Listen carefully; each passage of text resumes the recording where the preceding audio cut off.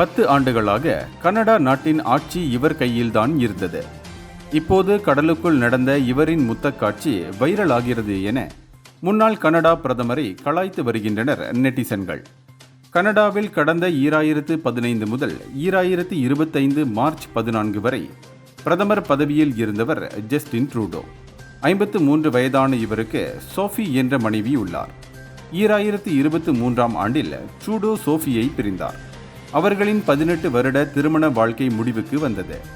அவர்களுக்கு 2 மகன்களும் 1 மகளும் உள்ளனர். அதைத் தொடர்ந்து கடந்த மார்ச் 14ஆம் தேதி பல அரசியல் நெருக்கடிக்கு மத்தியில் அவர் கனடா பிரதமர் பதவியை ராஜினாமா செய்தார். இந்நிலையில் தற்போது அவர் பாப் பாடகி கேட்டி பேரியுடன் நெருக்கமாக இருக்கும் படங்கள் இணையதளத்தில் வைரலாகி வருகிறது.